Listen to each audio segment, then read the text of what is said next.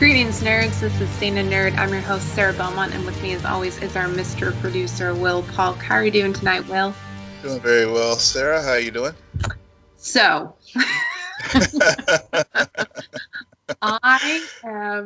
this is going to be very odd for me tonight because about 3 hours ago, my tooth I had was numbed because I needed to get a filling. And so it has faded. It wasn't as bad as it was, but I still, as I'm talking right now, I'm slurring my words a bit more because I'm still trying to get I have a horrible feeling in my mouth. Yeah. That's what I was like, can we do later tonight? I don't know. This is so funny. Have get that done, but yeah. So I'm doing good. That's good. Yeah, I'm hanging in there. It's just it's been one big long week, but I'm here, and I'm not quarantined, so that's good. Yeah, that's the beauty of podcasting. Even if we do get quarantined, we can still do this theoretically. Exactly. I mean, wow. It just seems like in the last 24 hours or so in the world of entertainment, sports, everything, things just went from like 0 to 60. And because, first we got the word about Falcon and Winter Solider having to halt their production in Prague yesterday. And then, and now we learned Tom Hanks and Rita Wilson has coronavirus. Right. I mean, it's just amazing, and everything between. I mean, between a basketball player, I guess, tested positive, so the NBA suspended their season. March Madness is now going to be played at empty arenas. I mean, it's just wild. Yeah, it's a lot, and reactions are very interesting. I think to something that you were saying during the pre-show, we're used to disasters and we're used to things. I mean, that's your bread and butter, but at the same time, something at this level, in this case, this is like a movie all of a sudden. Yeah, it is. And we're just like, where's the damn monkey? Okay. Yeah, exactly. Where's that monkey? We can just, kill it. Or get the sample that we need so we can create an antidote and be done with this, all in 2 hours instead of this unknowing, time. But it's interesting times we're. It is so bizarre. I mean, it's not even bizarre. It's just fascinating how it's escalated and everything is being affected to the point where my parents are coming over and I'm like, you need to bring your own toilet paper because apparently everybody's buying. Yeah, in the lower 48, you probably can't find toilet paper in the store. I know I couldn't Sunday night. It was the craziest thing. I was just doing my normal weekly shop. I was after work and I was just like, let me grab one of these last because I'm already running low. So let me make sure I can get some extra. But people are fascinating. And it's not, I don't know. I don't want to encourage it. And we definitely want to move on this subject because it's already taking up too much of our life. Yeah. So on that note, this weekend I saw 2 movies. I saw Code 8. Also known as Sarah Missing Stephen ML. No. So it was 99 cents. Oh, okay. Okay, let's just be real, yo. I'm cheap. So, this movie. It was bizarre watching it because I could see what they wanted to do and then what they could just do based on the money that was generated through the crowdfunding or whatever they did. Because when you look at it, this story, you're like, yeah, that's a good draft. It also, the ending just bothers me because it ends in this most awkward way where clearly they want to set up a sequel, but they don't really do it. And it's just, there's no completedness about it. There's nothing that comes full circle. It's like, oh yeah, and this is what happens to these characters. You're like, oh, so what was the point of this? What? It was odd. Can you name the second movie I saw? Second movie you saw. Did you finally watch Parasite?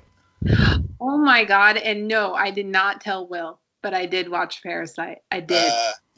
Honestly, folks, she did not tell me that at all. No DM about it or message or anything about it. I just, yeah, that's an honest to God guess. Intuition. Yeah. So, we've been doing it. Yeah. How'd you like it? I think that I took enough time between all the award shows and everybody gloating about this movie and saying it's the best thing ever, and also hearing people who watch it and is like, I don't get it. I had enough of that to go into it feeling very neutral. Like I didn't have high expectations. I didn't have low expectations. I really liked it. Yeah. I get it. I totally get it. I get why it won all those awards. There now, initially, the first hour and a half, you will not get it. And then there is a turn, and then it's just like watching a slow motion car accident, and you're like, oh, okay, so here we go. This is the real movie. And I think maybe that's part of the problem, is that there's a good half where you're just like, it's beat for beat storytelling, you know exactly what's going to happen, and then there's this one turn and suddenly everything goes into a direction and you're like, damn. Yeah. Wow. Okay. I it's on my list, and I've been meaning to watch it, but I haven't, obviously. But that's if you liked it, then I have a feeling I will too. But I can't wait to check it out. That and the other Oscar nominee that I still want to check out is Jojo Rabbit. But those. Yeah, I think, that's on the list. That's on the list. There's a few others. I'm just waiting. I just noticed that Parasite was finally at $2.99 to rent. That's good to know. That's good to know. I'll be doing that this weekend. No. Oh, I liked it. I hope other people check it out, because it is something to watch it, and it's just good storytelling overall. I mean, we're so used to these spectacle films and even spectacle TV shows. I think that's why everyone goes nuts about Succession, is because there is nothing, there's no spectacularness, you know, there's no big action moments. It's just about a family who have so many problems, like with their own identities and with who they are as a family, and that you just love that drama. And I think Parasite does that as well, as where it looks at a family and fleshes out the characters, and the characters bring the action, or that kind of like hook into why you would just watch people living life and making crappy decisions. I think you're right about that. There is a lot of spectacle television to go along with spectacle movies, so it is refreshing, I think, sometimes, where you can just really have a show that just really focuses on just storytelling and those just, you know, very low tech but very deep drama beats. Yeah, which brings us into our slate of shows. Which is all spectacle. So there's some spectacle and some, like, you know, reflection, I guess. Are you referring to the Flash with that reflective note? Yeah, actually I am. Okay. But also it had its moments of spectacle as well. Okay. All right. So I have a feeling based on that we're going to disagree. I was so freaking bored by this episode of this. Really? This was the one show this week where I actually from start to finish, I was completely engaged. I have not been that way with The Flash in a long time, where I was not distracted while I was watching the episode. Yeah, I complete opposite. And maybe it's because I literally watched it an hour or two ago. Okay. And I'm drugged up I don't know. I think maybe it's the drugs. But there was something about it where I just felt like exposition. What is this episode trying to do? Exposition. It felt, it wasn't the pacing. It was more that by now the Flash has had so many seasons, and the formula of the episode has a villain. The villain carries through the through line. In this episode, we were introduced to the villain right away. And then Cisco comes back and claims that he's been tracking this villain this whole time. And I'm like, what is this? Where is this coming from? Cisco, who are you? And Cisco asked the same question. And then they tie it together at the end, and it just felt like they wanted it to be they had two writers write two separate scripts, and then they decided to make one episode. That is what I watched. So first, I hear you. I could see how you would feel that way about the episode. What I really liked about the episode was it got to the zen of the Speed Force, and also I really liked how they had integrated Wally back into the story, because I know this is, again, it's an adaptation and stuff, but Wally does in the comic of Crisis, he does and Jay Garrick both have a role, and they obviously did not have one in the television version of Crisis. So, and he's been gone away for a long time. He went over to Legends of Tomorrow for a bit, and the last we heard, he was off in a monastery somewhere, and then they bring that back, and he's very zen. And I think the thing I liked about the episode was how they, without eclipsing Barry, they showed how, in some regards, and just the same way with the comic, how Wally actually exceeded Barry in his capabilities and knowledge of the Speed Force. Mm-hmm. And so I think for me, as someone who has read the comics and seeing how they adapted certain elements of Barry and Wally's story into this episode, I really, really enjoyed that, and I really enjoyed how they used Wally, and I know part of the reason why Keenan left was Lonsdale left.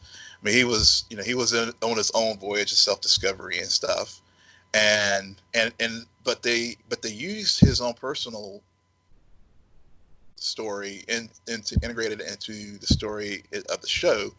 And and to me, it really worked, and it gave that character purpose, which by the time he left the show, he really didn't have much of one. See, I hear you, and this really is going to boil down to strictly TV watcher, and then TV and comic book watcher, reader, whatever. Yeah. Enthusiast. Because what I think about in this episode is the fact that last season with Nora, Barry demonstrated such amount of maturity, and also just legacy and ownership of his actions. And you know what? I think at the end of the day, this is what this season has been lacking, where they almost peaked his character growth and then decided they had to take it all back. And this episode is probably why I felt that more than any of the other episodes in the season, because even in that line where Barry's like, "Hey, Kid Flash," there's a weird stutter, I swear to God, where even it felt awkward to call Wally that rather than just, "Hey, Flash," because the kid, like he's an adult. Yeah, he is. It's weird to call him a kid.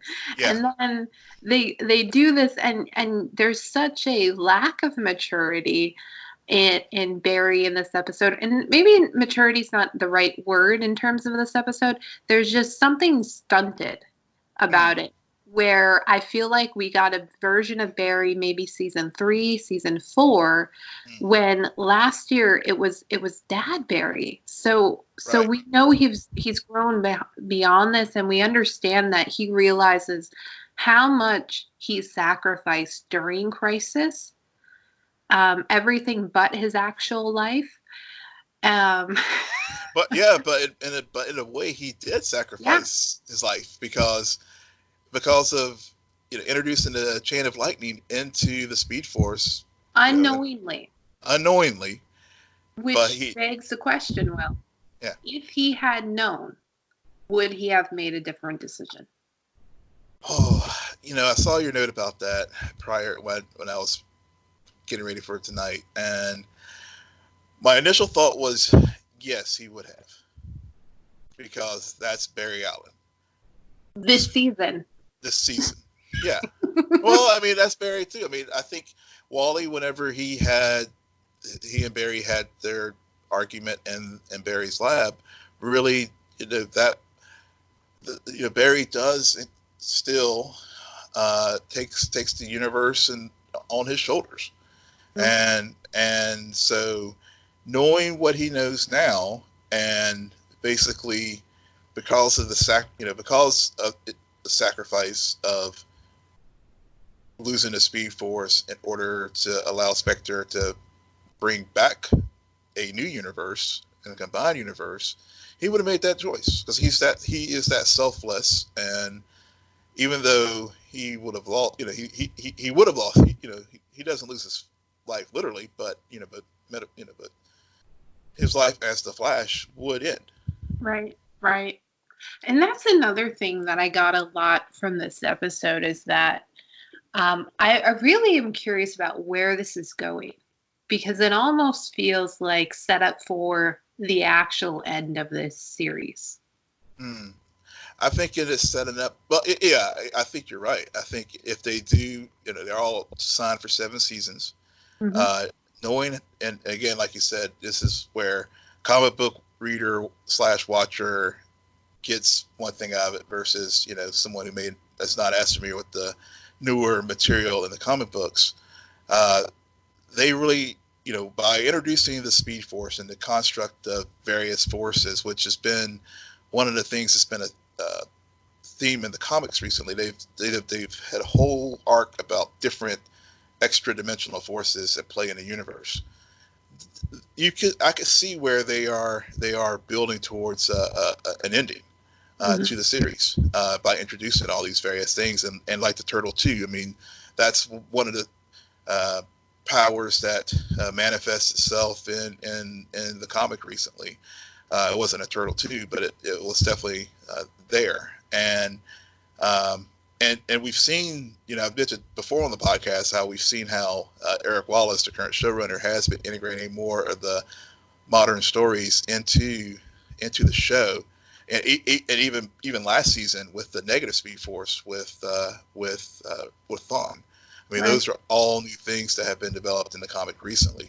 So I could see how they're building towards that. And it wouldn't surprise me if, like, when we get to Comic-Con next year, assuming it's held this year, when they come back in the fall, this is the last season of The Flash. Yeah. So Barry's version of, or his new constructed Speed Force will be called Positive Force, correct?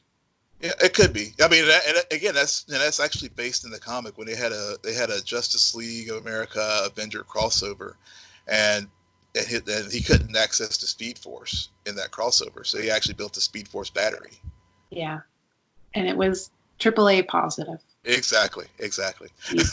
Jesus. So the one saving grace is that Tom Cavanaugh plays Eobard Thawne the best way. Mm-hmm. I do have to say, when they locked him up and he was spouting his hate towards Barry and Cisco, I really like that scene. Yeah, I did too. That it's just the drama and the the fear and the realization of this long chess match that these two have been playing. Now, I do have to admit, part of me immediately was thinking, God, Eobard, again, why do you hate him so much? what is happening? I've lost this thread. What is... I know there's a history here, but still, I really boiled that down. But I do like that. I like how they've Nash is the exorcism of Nash. I think that's what they're calling next week's episode, and I'm looking forward to that. Mm-hmm. So even though I did not really overall enjoy this episode, and I definitely have some severe issues with it. I did like the ending. Yeah, the ending was amazing. I mean, when I was like cheering, we call, obviously it was pretty obvious early on in 6B that was indeed Vaughn, but just to call back to season 1 with the hand through the heart. I mean, just Cisco. I mean, that was when I was just like, oh crap, I don't want Cisco to go, even though I feel like they are working, maybe transition him out. But when they had, those things in the pipeline, you're right. That's what made this show so popular. That chess match, as you just put it perfectly, between Barry and Thawne, and whenever they are on the screen together, that's good stuff. So let's talk about Batwoman. Yeah, that was my second favorite show of the week. They also had a really good ending scene. Mm-hmm. It was the episode. It's pretty consistent with everything else we've been getting, especially since post-crisis. Villain of the week. I like how they tied it into Campbell, not necessarily even Alice, but it was more had to do with Campbell and his craziness. So they're really, and we were worried about this. Like, I remember conversations about how long can Alice work as a villain, and she is a villain, but they've brought in Campbell and he's taking over, and that was really consistent in this episode, given the history between Dr. Ethan Campbell and the Princess Joker wannabe. Yeah, Joker's daughter, I think. Joker's daughter, which I did have some issue with. I was like, come on, guys, you can do better than this. What I really liked about this episode is that they made a very interesting decision with Mary, where we knew Mary knows. She knows the secret. Mm-hmm. And you see her questioning Sophie in the beginning and trying to get assess if she realizes who Batwoman is. And then they bring in Alice again for another great Alice and Mary, which I'm finding the scenes between those two actresses are always good. They are. They really do. And they've really come a long way with that dynamic and relationship, because it is very much the evil stepsister kind of deal. Yeah. Literally. But to twist that knife, because Alice has always known who Batwoman is. Mm-hmm. And then at the end, right, Mary, instead of saying, hey, I know, stop lying to me, she brings up the pilot episode, and I never thought about that. That's right. Oh, I didn't think about it until you just brought it up. You're right. Yeah. All that trust she put into Kate with her clinic, and how, like, she's more than what she seems. They brought that full circle and used it in such a way where Kate's face at the end of it, that recognition that maybe she is keeping Mary out for the wrong reasons. I mean, Kate, you go to Mary every single episode. Yeah.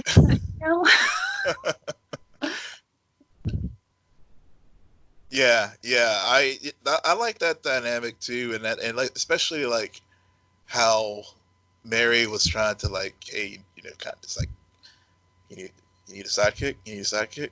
Yeah. Yeah. and they were just, you know, it was like faint and repose as far as like their little conversation, and ultimately, yeah, it definitely set up, like you said, those good callbacks to the pilot because you know, obviously Mary knows Kate's secret, but also I think about also in the episode we you know, we were speculating about, or I speculated about whether or not Sophie realized that it was Kate under the cowl, and this episode pretty much confirms that she still thinks it's the other person, that she doesn't know that Kate is Batwoman, and so, you know, Kate was successful in throwing her off the path, even though now Sophie has fallen in love with the ideal of Batwoman.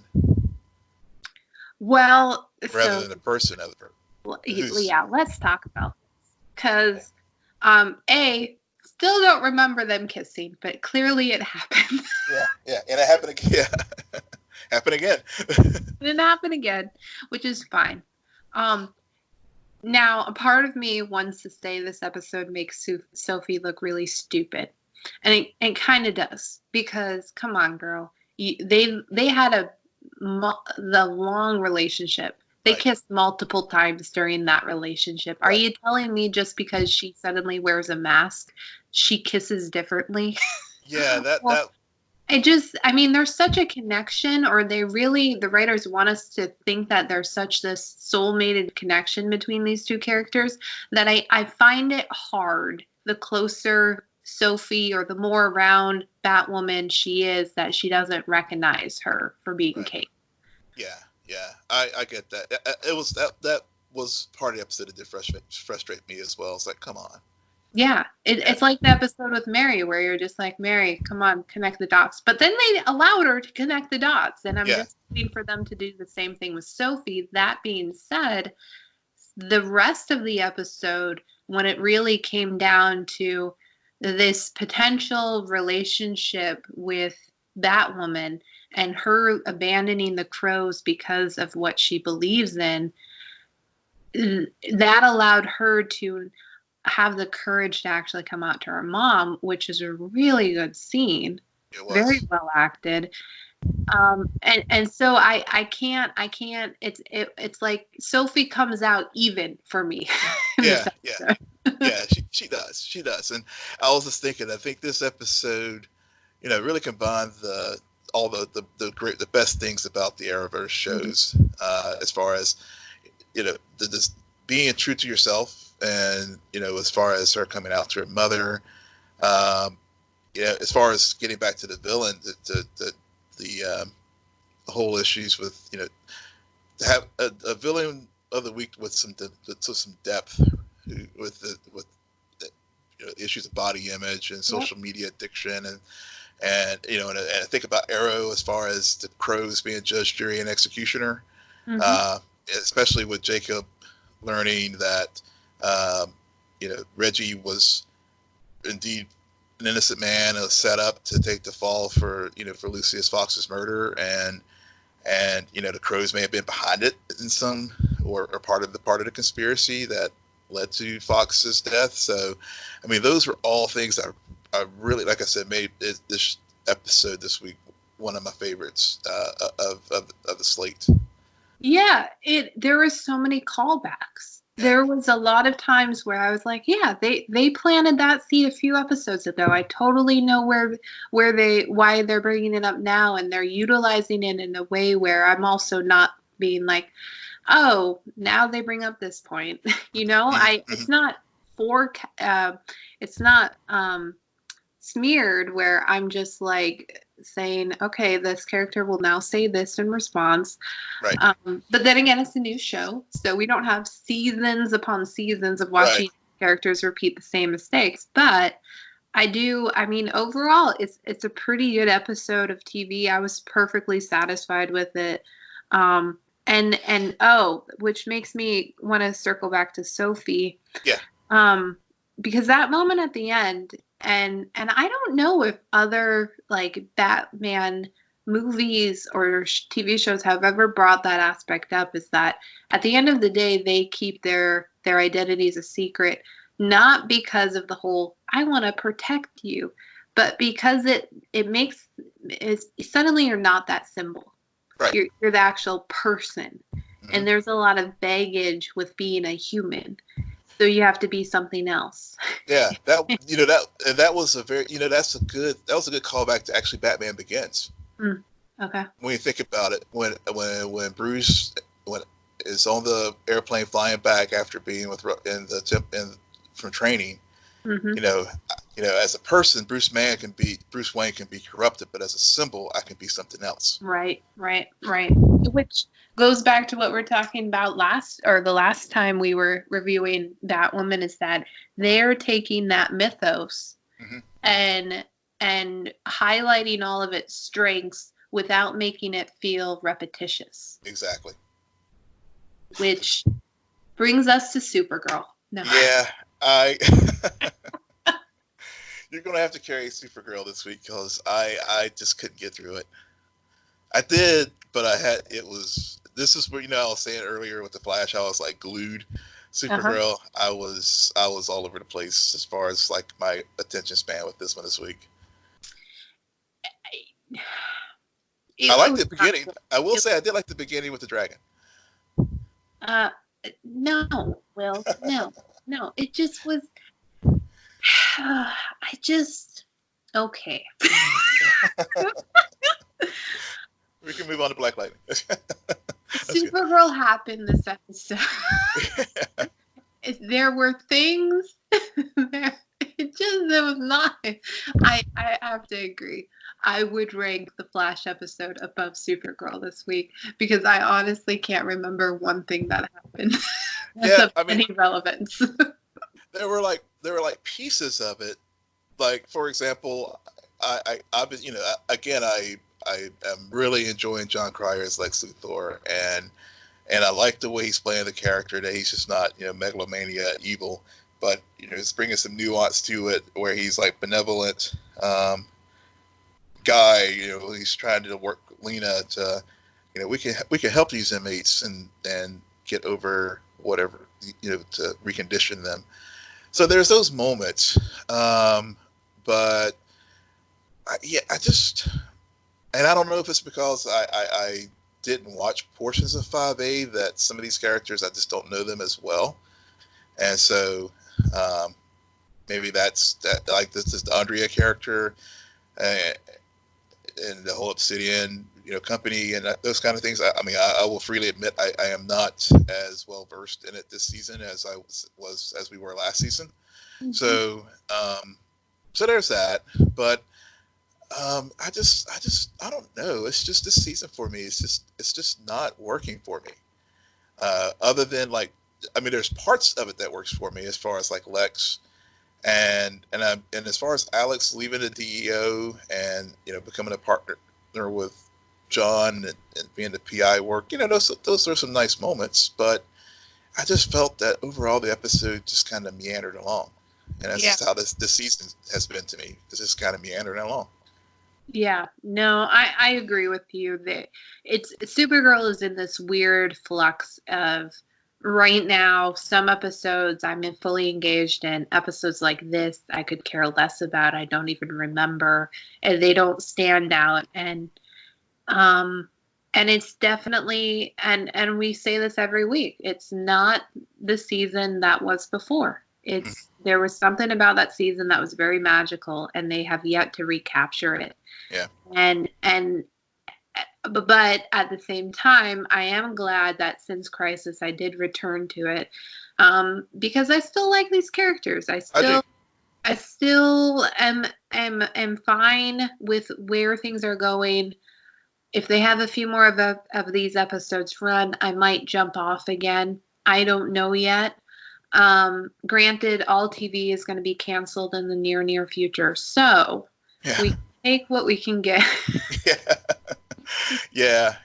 I guess especially given the 100th episode to me was a really solid 100. Yep. And so this week was kind of but I am looking forward to next week with the Dreamer centric story, because I really do like that character. Yeah, and they haven't been using her as much, so we'll see. It's still hit and miss, but let's talk about your favorite hit, and it's finally, I can say this, and You I can won't say it. talk. Season finale of Black. Yes, it was season finale, and it was, as far as Flash was my favorite episode this week. Black Lightning finale and Batwoman are tied for number 2, because it was a very solid season finale. I mean, it tied up various story points from the first 3 seasons with the Markovian War. It had stakes, which we, especially now that you can't have doppelgangers anymore. We lost characters in this episode. We have characters who, we have a cliffhanger with Grace Troi being in a coma after Gravedigger had Anissa and Grace fight each other in the pit where they were trying to rescue all the metas from Gravedigger. The other really cool thing was it put Earth Prime in real world context, where there was a scene after Gravedigger captured Jennifer after a pretty amazing fight between Jefferson and Gravedigger, where Jefferson told him, "Hey, you're my uncle," and he's like, "Oh, so we are family." And Wayne Brady's he just chews the scenery as a bad guy, but there was a moment where Jennifer and Gravedigger did have a moment together where they referenced Obama and Martin Luther King. And so in this Earth Prime, one of the things we always liked about Black Lightning was how it kind of grounded itself in current reality, and that was just a nice little nod to it, and especially in the context of their discussion about racial injustice and everything, as far as how Gravedigger was used by the country, and so it was just a really good scene, especially using those 2 icons like that. Also, as I mentioned, Dr. Jason was killed. Lynn was almost killed, but by one of the ASA metas, but she turns out she's still addicted to green light, and that's another cliffhanger that they sort of teased for season 4. That goes back to what you keep saying about how that portrayal was so authentic of people getting hooked on these things. Mm-hmm. If they had chosen to just be like, yeah, and Lynn suddenly is over it, it's like, wait, she was an addict. Right. You don't get over something like that. Right. I mean, that has to be continued forward. They definitely did so, but they also, put the ASA chapter to a close with there was at the end of the episode, there was a hearing where Jefferson did expose the ASA's plan to build all these metas, and we get a nice little cliffhanger, couple cliffhangers, big one, where we about Gravedigger, and also they had a couple nice Easter eggs too in that scene where they had the creators of the comic book Black Lightning as part of the congressional hearing panel. So it was this very solid season finale. Can't wait for season 4. And we end it with Tobias in Markovia just waiting to come back and take over Friedland. Well, yeah, and there were a few other moments too.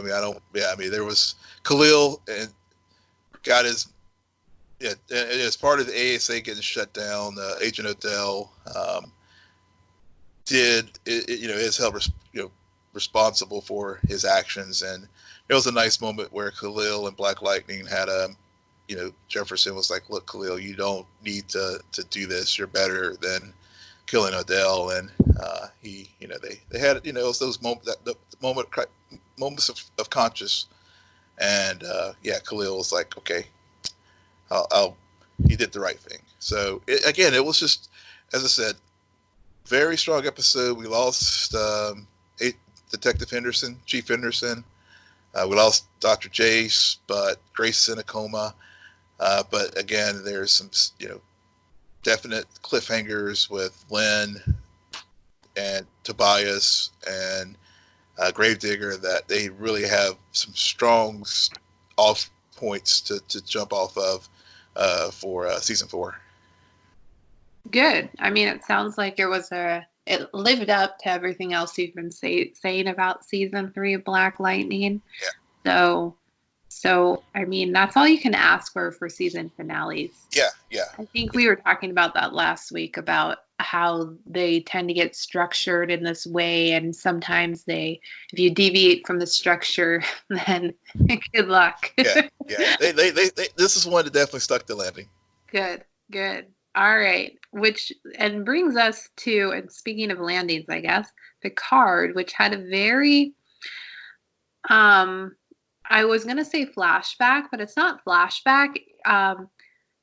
Picard lands in a place where to find some shelter for him and Soji, and I see familiar faces who are aged about 30 years.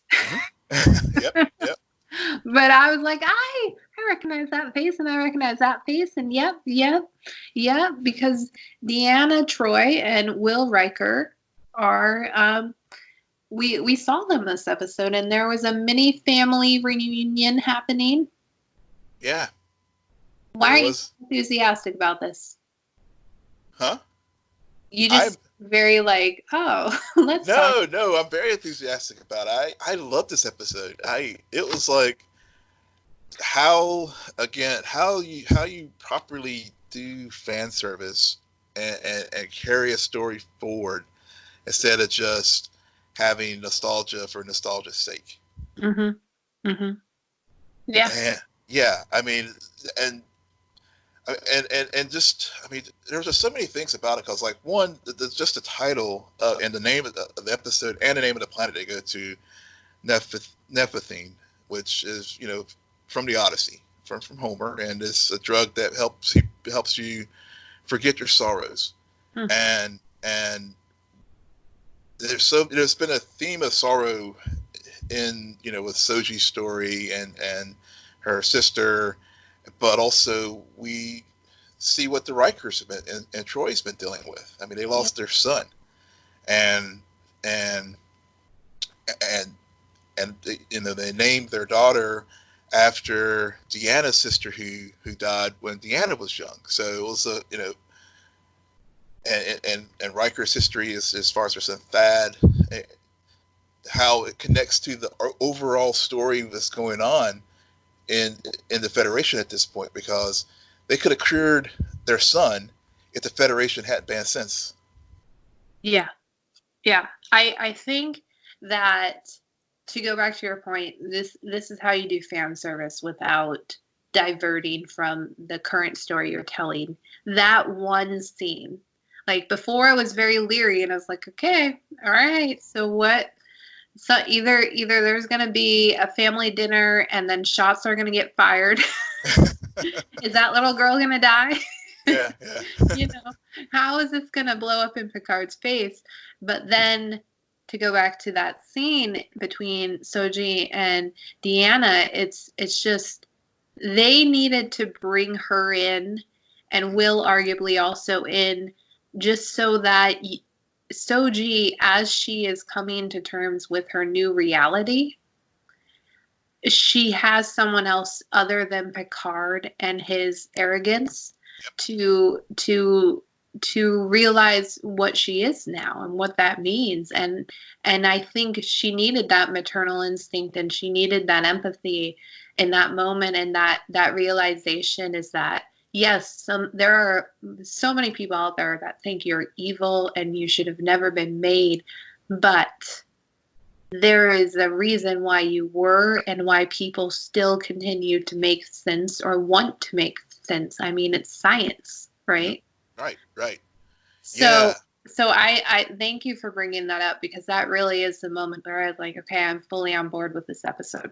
Yeah. That without that moment, it would have just been very hollow fan service that would have frustrated everyone, because fans would have been like, how dare you let Riker lecture Picard about being arrogant? But but but it's true. I mean, and we talked about this earlier in the season. Picard was a very arrogant man, and who better to tell you that than your best friend, right? Who coming from Rafi or coming from Rios or somebody else, it wouldn't be the same as hearing it from Riker and hearing it again from Troi, who Troy's always played that role of the sort of the captain's conscience. Mm-hmm. But in this episode, I mean, she was just like, oh yeah, I'm your counselor. I'm going to, but also I'm going to tell you how it is. And Riker, too, was like, Jean-Luc, I'm going to tell you how it is. And so it was, that was a very realistic dynamic between people who've known each other for 30 years, who's been through stuff together. Right. So, yeah. And to go to your point, I mean, the whole conscious aspect is what we've been missing for this season, where Picard put together his team and then launched himself into space and is on this mission. And he's really had to be that reflection pool for these new crew members on why he needs them for a self-serving reason, but also trying to figure out a motive that allows him to find Soji and take her where she needs to go. So I think that he has really been missing that right-hand man or woman to say, like, hey, are you sure about this? Like, yeah. What do you think is going to happen? Exactly. What is the overall plan? What is the end goal? I mean, Soji is a Sith. She's always going to be on the run for her life, especially with people like Nordak chasing her, which that's another reason why I was first trepidatious about this episode, is because Nordak just sat in the ship the whole time, spinning his cube. Yep. Yep. Yeah. He had me last episode, and then you like benched him. Yeah. There's this little warp speed cat and mouse. I mean, that's pretty much what was going on between Norak and Rios. But it was okay. It was a nice, I guess. You needed the action to counterbalance the moments with the Rikers and Troi and Picard. So it was okay. I mean, I guess you could have had that. You did have the action go down on the cube, which was another. We lost. Speaking of losing characters and stuff, we lost Hugh this week, and have to kill them. Yeah, and which was and of course that's sort of the storytelling arc. Last week he helped save the day, and then of course you meet your demise later. But again, I thought this 4 characters' death, that it was necessary for the story. They almost tried to kill him or make it appear that he had died about 3 or 4 times between last week's episode and this week's episode. Yeah. which I know where you're going with, like, how it's going to overall serve the storyline.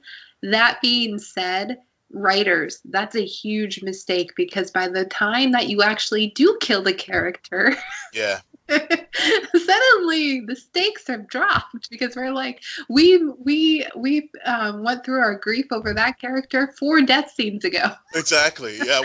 Whenever they murder all the XBs, and then he was still standing there, I was like, oh, lazy writing.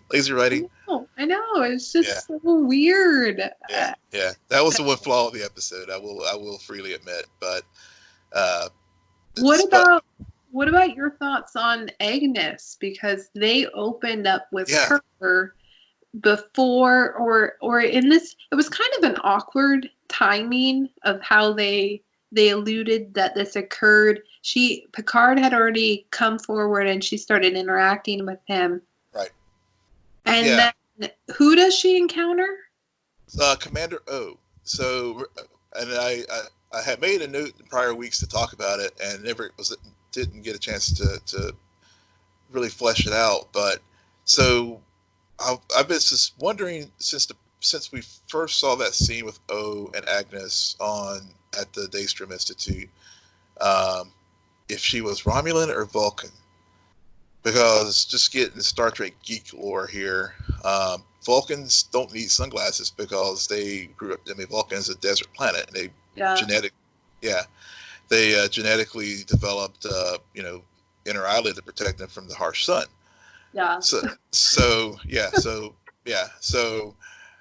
I was like, why is she wearing sunglasses? But yeah.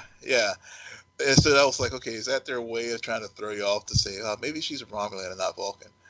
But then this week they have her do the mind meld after to basically plant the seed in Agnes's head that Daystrom, that Maddox is not all what he seems, and his plan to make more sense is going to lead to the end of the world.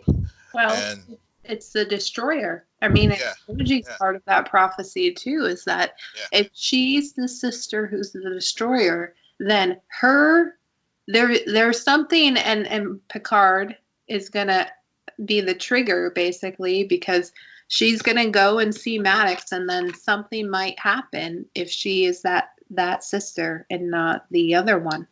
Right.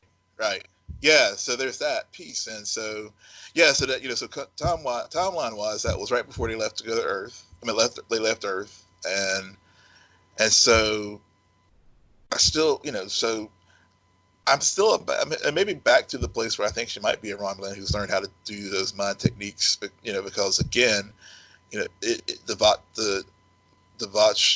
Zath, the deep state intelligence unit is just their goal is to keep to keep sense from being built. So or there's just offshoot of Vulcans who feel that way too, because like you said, because they are the destroyer, and that was, if they let these things propagate, they're going to destroy us all, which what happened what did happen on Mars for some reason.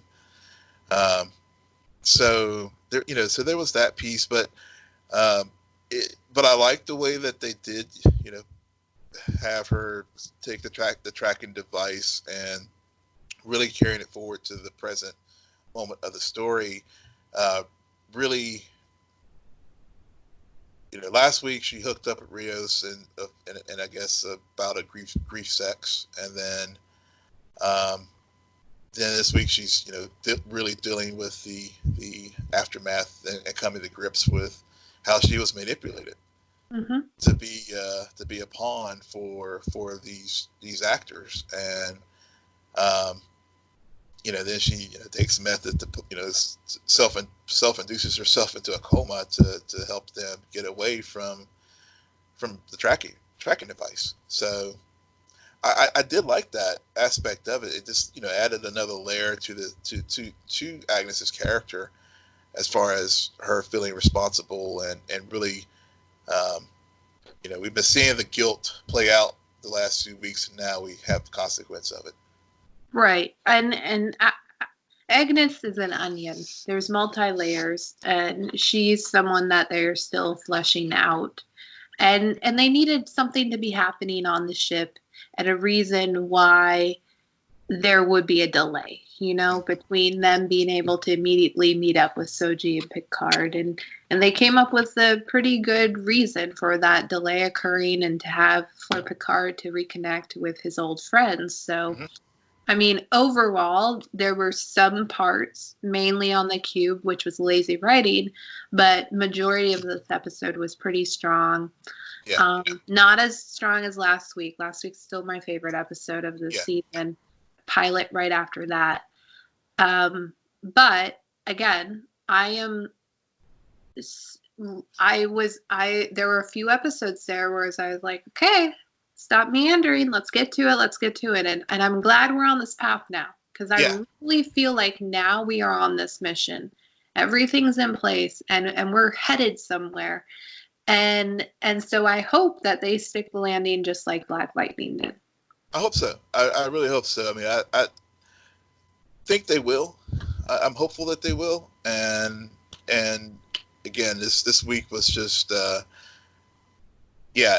as a long time Star Trek fan, this was a very, very satisfying episode for me. Great seeing Jonathan Frakes, who hasn't acted in forever because he's moved on to have such a strong, tremendous career as a director. Mm-hmm. And he was even worried about that because he's like, I haven't been in front of the camera in years, but he just stepped right back into that character, and felt like didn't miss a beat. And I loved how he did the analysis of Picard when he was calling out the air. You couldn't see that about Soji, that she was an android. I mean, those are the moments that I really liked about that episode. And again with Troi, her scenes with Picard and helping him see what Soji needed. Those were definitely strong moments for me, and I'm glad that they worked them into the story, because they were going to be like the big three for the next generation group, even though eventually became Picard, Data, and Worf. But this was the original intent, and it was nice seeing that. Mm-hmm. All right. Well, on that note, Will, why don't you tell our listeners where they can find you? Yes, you can find me at Will M. Polk. That's WILLMPOLK.